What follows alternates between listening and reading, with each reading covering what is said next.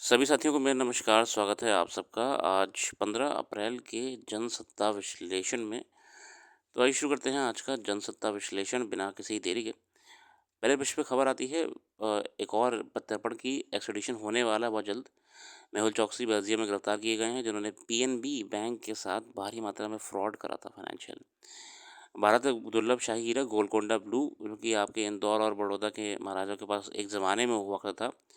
लगभग 300 से 400 करोड़ वाली कीमत रखता है ये हीरा। 300 से 430 करोड़ की कीमत रखता है हीरा। ये आपका अभी नीलाम होने वाला है। कहाँ होने वाला है? विदेश में कहीं होने वाला है, जेनीवा में। आज के संपादकीय देखते हैं उचित सुझाव, हिंसा बनाम सियासत, शिक्षा में पूर्वाग्रह और बाल मन। महात्मा गांधी राष्ट्रीय ग्रामीण रोजगार गारंटी अधिनियम यानी मनरेगा बदलते वक्त और उभरते चुनौतियों के बावजूद आज भी प्रासंगिक है। इस कार्यक्रम में लागू होने के बाद लाखों मजदूरों को काम मिला, पलायन में काफ़ी हद तक कमी आई। मनरेगा में साबित किया गया भारत में आर्थिक रूप से कमज़ोर लोगों के लिए वह आज भी उम्मीद का किरण है। इस कार्यक्रम से लाखों अकुशल श्रमिकों और महिलाओं को पूरी वर्ष में 100 दिन की रोजगार की गारंटी मिली। यही वजह है कि उस कार्यक्रम में काम के दिन बढ़ाने की मांग अक्सर उठती रही है। संसद की स्थायी समिति ने इस मनरेगा पर भरोसा जताते हुए काम के दिनों की संख्या बढ़ाकर 5 महीने यानी 150 दिन करने का सुझाव दिया है। मतलब 100 दिन से अब 150 दिन करने का सुझाव दिया है। रोजगार योजना के लिए आवंटित राशि में लंबे समय से ठहराव पर समिति की चिंता इसी संदर्भ में है। कोई दो राय नहीं है कि इसकी राशि बढ़ने से इसकी प्रभावशीलता बढ़ेगी। बहुत से लोग होते हैं, देखिए आपकी अनस्किल्ड लेबर है जो कि काम नहीं कर सकती कोई भी, मगर उनको आप अगर एम्प्लॉयड कर देंगे तो आप उनका भी भलाई कर रहे हैं, उनको अर्निंग देकर। हालांकि मनरेगा में वित्तीय अनियमितता को भी शिकायतें मिलती रही हैं। इसके प्रति श्रमिकों का रुझान घटने और मजदूरी दर देर से मिलने पर सवाल उठते रहे हैं।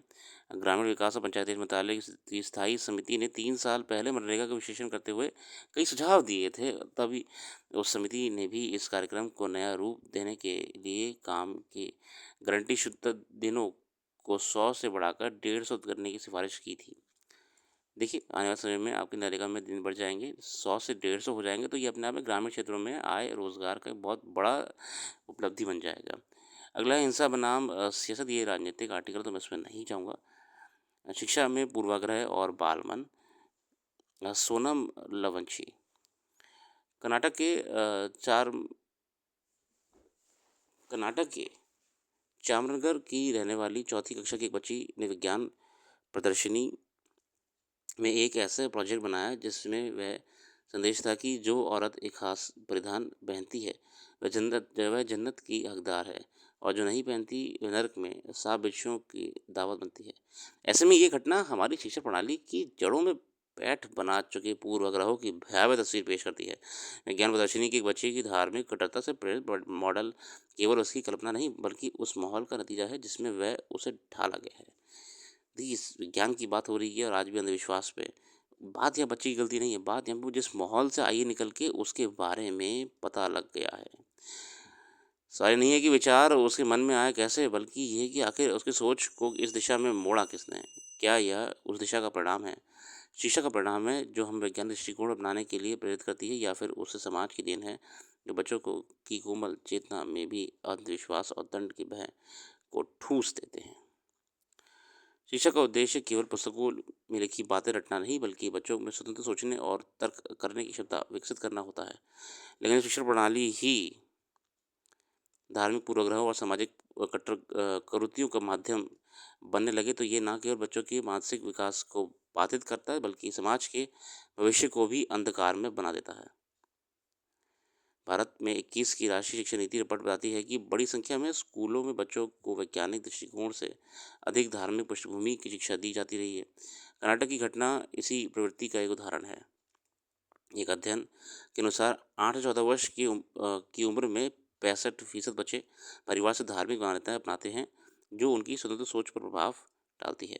भारत जैसे विविधता वाले देश में जहां महिलाओं को अपनी पसंद के कपड़े पहनने की स्वतंत्रता है, वहीं धार्मिक कट्टरता की जड़ें इतनी गहरी कब जम गई? ये तो है, देखिए किसी बिल्कुल बिल्कुल सही बात नहीं है। आधुनिक समाज में धर्म और शिक्षा की टकराव का ये मामला अकेले भारत तक सीमित नहीं है।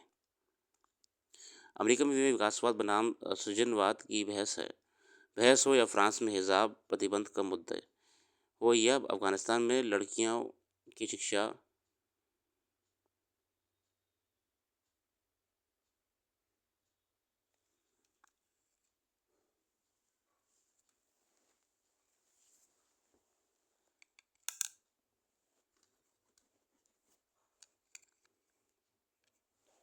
या अफगानिस्तान में लड़कियों की शिक्षा पर पाबंदी, हर जगह धार्मिक विचारधारा को शिक्षा का संघर्ष साफ नजर आता है।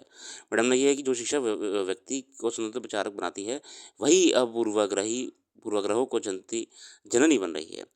अफगानिस्तान में देखिए, अफगानिस्तान में तालिबान के आने के बाद से महिलाओं की शिक्षा पर प्रतिबंध लगा दिया गया, मगर महिलाओं ने पूरा बतौर आंदोलन करके शिक्षा को वापस से लाने का पूरा प्रयास करा और सफल भी रही। अब सवाल ये उठता है कि समस्या का समाधान क्या है। जब सबसे पहले स्कूलों को ये सुनिश्चित करना चाहिए कि शिक्षा प्रणाली में किसी भी प्रकार की धार्मिक और सांस्कृतिक पूर्वाग्रहों की जगह ना हो। शिक्षकों को भी इस बात के लिए प्रशिक्षित किया जाना चाहिए कि वह बच्चों को स्वतंत्र रूप से सोचने और सवाल करने के लिए प्रेरित करें। अभिभावकों को भी जिम्मेदारी बनती है कि वह अपने बच्चों को धार्मिक कट्टरता से दूर रखते हुए उन्हें विवेकशील और तर्कशील बनाने का प्रयास करें। सबकी जिम्मेदारी है, पूरे समाज की जिम्मेदारी है, स्कूलों की भी है, पेरेंट्स की भी है और समाज की भी है। समाधान तीसरा क्या है? ये हो सकता है कि समाज में व्यापक स्तर पर संवाद और बहस को बढ़ावा दिया जाए। वह ज़रूरी है कि लोग ये समझें कि किसी भी धार्मिक पहनावे को अनिवार्य बनाना, खासकर जब वह भय और दंड के साथ जोड़ा जाए, तो स्वतंत्रता का हनन है। जब तक स्कूल में तार्किक और वैज्ञानिक सोच की बढ़ावा नहीं मिलेगा, तब तक समाज में धार्मिक कट्टरता और पूर्वाग्रह का जहर फैलता रहेगा। बिल्कुल सही बात है। आगे देखते हैं अंतर्राष्ट्रीय खेल जगत की खबरों में कुछ विशेष खबर। तो राणा जी का प्रत्यर्पण हो चुका है। भारत में एजेंसियां उनसे पूछताछ कर रही ताकि मुकदमा चलाने से पहले उनके पास भी क्लैरिटी रहे कि क्या क्या बातें वो लोग रख सकते हैं और कोर्ट में क्या पेश करा जाएगा। चाइना ने ट्रम्प साहब की शुल्क नीति का बहुत मुंह तोड़ जवाब दिया है। 84% टैरिफ से बढ़ाकर 125% लगा दिया। फिलहाल इसके साथ आज के लिए रखते हैं। अपना कीमती समय देने के लिए बहुत बहुत धन्यवाद।